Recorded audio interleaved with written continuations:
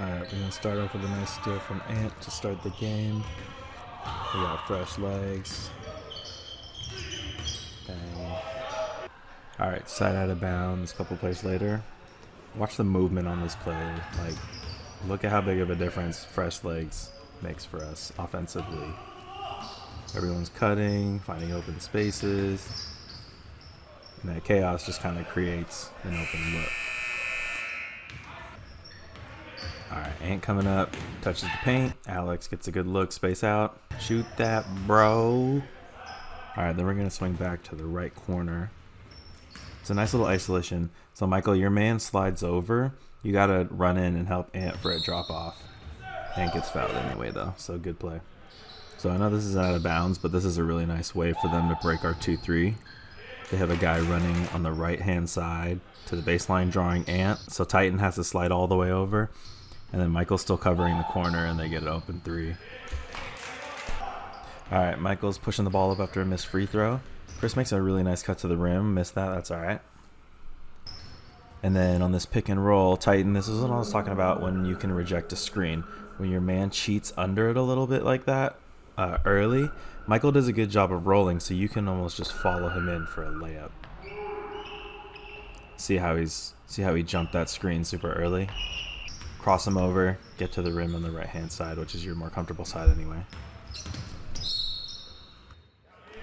This is also a super random side inbounds play. I actually super mess with this play because it creates a one-on-one, like wide open situation. Look at everyone's at half court. Michael gets a one-on-one with a big. We can run that for literally anyone who has a mismatch.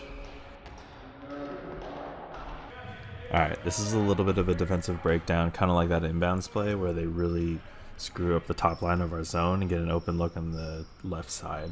So everyone does a good job of tagging, but Ant falls a little too low, so Titan has to come over to the other elbow. So watch as they swing and two cuts through. Ant has a little bit of a low over rotation, which causes T to over rotate, and the back line stays, which they should, but that creates an opening on the left hand side in the paint. Yeah, so we're wasting a little bit of energy, like kind of over rotating on our zone. I like this play here on offense too because it shows what fresh legs and kind of cutting with intention does for us to get open looks. Where he drives, and then he cuts hard, which kind of freezes Michael's man. Just a small thing. Ensuing defensive play. This is like the perfect example of staying home in the zone and how easy it is to save energy and get a defensive stop. Everybody stays home. Michael boxes out. Ryan gets the rebound. I just want to throw this play in here because I think it's another good example of movement without the ball. Good screen by Alex. Titan goes around the world all the way back to the top. And then Ant finds a cut and Chris, who gets a good look.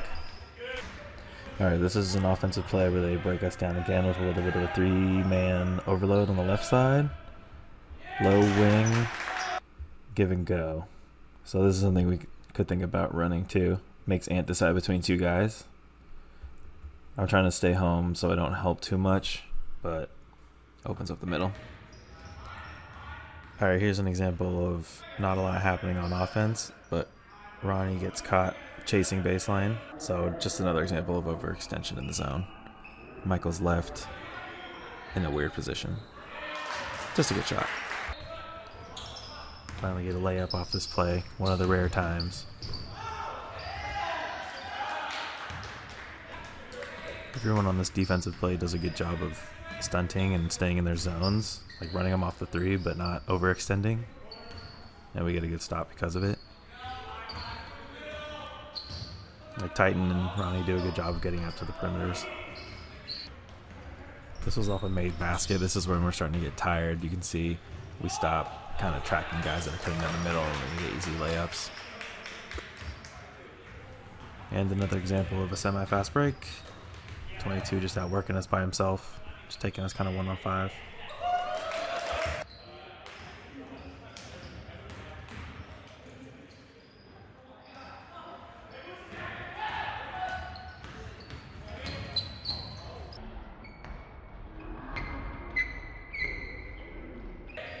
This is when we start to get tired and discouraged, down by 18, 5 minutes left.